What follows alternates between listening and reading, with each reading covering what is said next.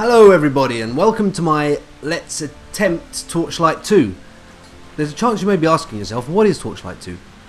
Well, Torchlight 2 is the sequel to Torchlight 1. Yep, that's a fact. In terms of genre, I guess it's an adventure, RPG, monster slaying sort of thing. In a similar vein to Diablo.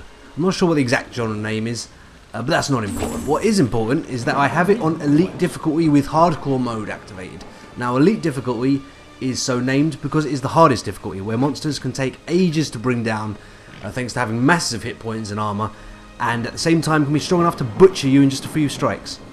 Also with hardcore mode, it restricts your character to just the one life. So basically, if you lose your life, you are dead. You are gone. Finished. Permanently deleted. No resurrection spell, no priest, no druid, or any system hacking or anything can bring you back. You are gone. But that won't be happening to us now. Of course it won't. We have nothing to fear. Except perhaps that I did actually attempt to defeat Torchlight 1 on Elite difficulty with hardcore mode activated, and that failed miserably. 5 times it failed miserably. 5 times I tried it. Or maybe 6. Possibly 6. But yeah, what can I say? I got to the last area of Torchlight 1, this kind of dark purple looking world, with these twisted elves and these dragons and things. In the world just after the Goblin Volcano area, if you have a clue what I'm talking about. But in my last run, I recall I was lurking around in this purple world, slaughtering all its inhabitants, and suddenly had the proverbial shit fly into my proverbial mouth when I suddenly entered this teleportation pad, and I was whisked away to this tiny little island filled with what seemed like hundreds of these angry dragons and elves, which proceeded to initiate the largest gang rape ever on me. Yep, I was completely fine one moment, and then blam, I teleport and I'm surrounded by the cousins, aunts and granddads of every bloody elf and dragon I'd so much as given an approving glance to, and summarily beheaded, just like Ned Stark. But nothing like that at all. Now back to Torchlight 2. There are 4 classes in this game. They are the Mohican, the Donkey Wrestler, the Surgeon, and the Pastry Baker. Oh no, sorry, that's a different game. In Torchlight, you've got the Outlander, who's similar to your typical thief, bandit, rogue, archer type, who mostly deals with ranged weaponry skills, obviously. You've got the Ember Mage, who's similar to your typical mage, wizard, sorcerer, conjurer archetype. What I'm trying to say is he does magic. Like, you know, he pretends to saw off his own arm, card tricks, that sort of thing. Berserker, who I guess is similar to a barbarian style warrior, who mostly deals in hand-to-hand combat, obviously, utilising like damage and ferocity, and a few druidic, like nature-based spells. And finally the class that I'll be attempting, the Engineer, who's another warrior style competent, but with a more defensive edge. I don't know, but I'm assuming he's able to create like automatons and like robot assistants or sentry drones, that sort of thing. I have yet to really fully look into the full skills of the Engineer, but I guess I've chosen one because I know the least about him. What you can see on the screen at the moment is me just progressing through the early points of the game. These are just the very first few enemies. They're mostly just cannon fodder, but that does change very quickly. It does change very quickly, and as I'm just breezing through these introductory parts, before it actually gets to any difficulty of substance, I'll just quickly give you a brief idea of what these tabs do. Now, the first tab here is our pet tab. This, as you may have guessed, is specifically for our pet and shows all their private information, what their stats are, how much damage they do, what equipment they're wearing, what magazines they're subscribed to, how regularly they go to the gym, and what equipment you've decided to burden them with, mostly. I mean, for the most part, your pet is a combat assistant who can take some flak, attract enemies away from you whilst you're running around trying to slice them in the sides, you know. But it also attacks your enemies for some decent damage sometimes, and you can use them as mules. That's probably one of their best points, that you can use them as mules to haul your unwanted junk back into town and sell it. And whilst they're there, you can also get them to buy things for you, like potions and scrolls. How your pet actually manages to bargain for all this stuff, I don't know, but I'm fine with leaving that unsaid, you know. If he comes back with the stuff that I wanted and with a bunch of gold, then it's fine by me. He may have, skimmed off the top of some of it and used it to get himself a lap dance. I don't know, I don't question it. He keeps doing the job, I keep paying him, that's fine. Anyway, Down here you have your characters sheet with your 4 main stats. Now these are strength, which determines how hard you hit and how much of a damage bonus you get when you perform a critical strike. And a critical strike is basically an exceptionally powerful attack which you'll perform once every so often, and that is determined by your dexterity. And as you can see here, we currently have a 1% chance of performing a critical strike. Dexterity also affects our chance of completely dodging attacks, and like they say, prevention is better than cure, so dodge is probably the best defensive skill you can get. But getting it isn't easy. It requires high dexterity, and for some people it's just not really viable to go down that route. Lastly, dexterity affects your fumble chance. Now your fumble chance, from what I've seen, seems to be like the reverse of a critical strike. Every so often your attacks will fumble and do exceptionally low damage, and the dexterity stat helps remedy that by reducing the amount of damage that you lose when you fumble.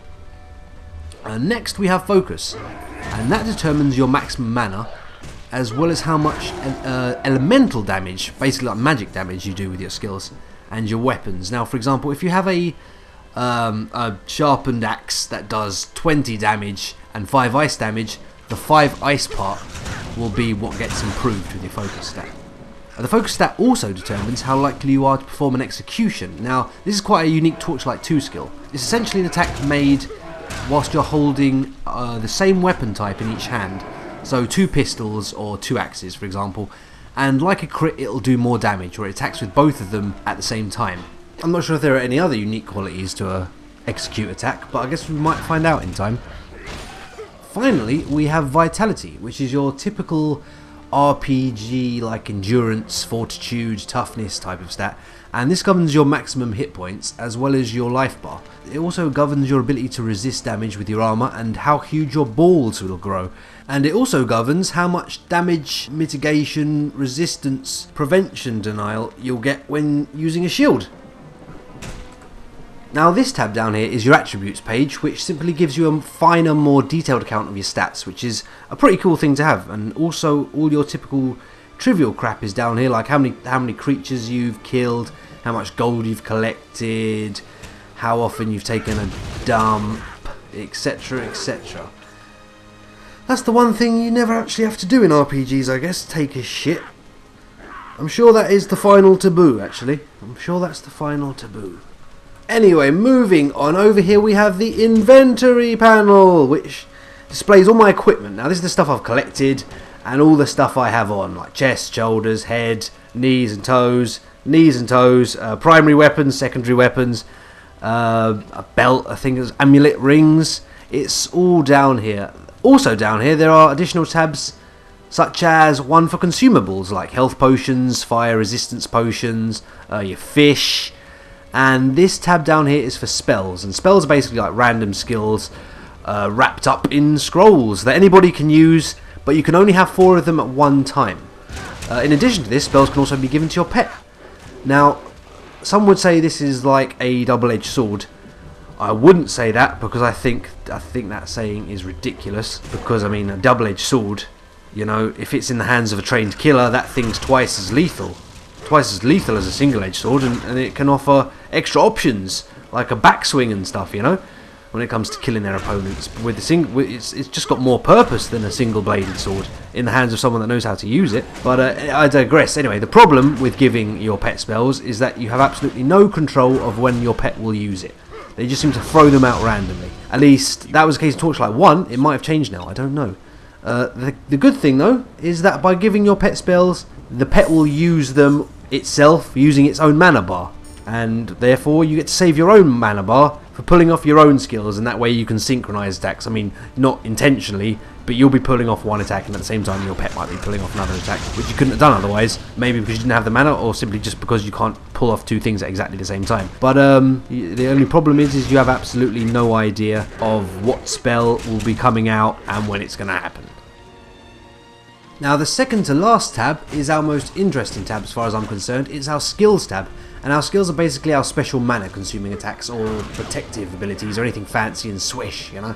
Every character can choose a skill from 3 different tabs, and you can purchase a skill the moment you hit the corresponding level for that skill, with your required skill points. So as you can see here, this is available at level 7. This is available at level 14. I don't need to put points into these earlier skills to get this. Once I hit level 14, I can just get it, you know. It's not a skill tree, basically. It's more like it's just a skill list, I guess. And down here, in each skill tab, there are 3 separate passive skills. And now, you know, passive abilities aren't the most exciting skills around, but they're nonetheless very bloody useful. They tend to affect everything you do and just work without you having to activate them. They're the backbone of your skills, basically. They're your blue collar workers. They're not extravagant, they're not pretty, but they're in the background working hard and making shit work well, you know. And just to go into a little bit more detail about the skills, as you can see here, each time you put a point into a skill, it'll give you some minor improvements. So, for example, with this skill, its damage goes up a little bit and whatnot. And as you put more and more points into it, say I think it's around 5 to 6 points, you gain a tier. Now, these tiers give an additional benefit to the skill, independent of these main ones, which will always go up bit by bit. As you can see with this skill, once it's made its way up to level 1, it gains this effect right here. For my particular class, the engineer at the moment, we just have this hammer skill, as you can see, which erupts the ground in flames where it strikes, sending out sparks, doing little bits of damage, or burning anybody that gets hit by one of the sparks that flies out of it. And as it goes up in tiers, it lets out more sparks. But also, as you can see, the skill can cause more sparks to erupt from it based on having charges. And I don't know a whole lot about this yet, but it seems as you attack more and more enemies, this charge bar right here in the middle fills up. And as it does so, you generate these charges which you can use to fuel attacks and make them more powerful, or in the case of this particular skill, generate more sparks, for example, which is a swanky little thing to have. I don't think that if it goes up to level 5 you do more damage. I think each one of these charges is independent and you use one up every time you use the skill. Yes. Now finally, this final tab is the quest tab, which shows what quests we currently have to do. How much experience they're worth, and how much fame they reward. And fame, so long as it's the same as it was in Torchlight 1, is basically something which will give you an extra skill point every time you level it up. So that way you can gain additional skill points beyond those just given to you by leveling normally. Quickly going back to the subject of skills here, I really don't know what I'm going to take in the future. I have no set build in mind, so how I'll end up is anyone's guess. Having said that, I'll probably get killed in 5 minutes by a one-armed bear called Steve, so it's probably best I don't plan too hard for the future as it is, you know. Part of the problem with planning a build in this game, especially one that's new to me at the very least, is that on paper some skills look really fantastic, but then you use them and you realise just how impractical, weak, slow, or just plain lame they are really. Sometimes I just take skills precisely because they're impractical, or just because they look brilliant, you know. Anyway, I do like my Daft Novelty builds, and attempting to actually make them work is part of the fun I get, you know? Which is why death is likely just waiting around the corner in the hands of a one-armed bear called Steve. Or I guess Hand, it'd be. But yeah, it'll be interesting to see if I do get anywhere substantial and what build I actually end up with, if I do. Anyway, that's enough nattering from me. In the next video I will be checking out the first town and I'll show you the layout of the land there. I'll also explain something more about the fish. I think I didn't go into any detail about them, but oh, one last thing. If there's any suggestions you want to make about how I could improve things, or anything in particular you want me to do, whatever, any build ideas, you name it, whatever, just leave a comment in the comment section. Thank you, bye bye!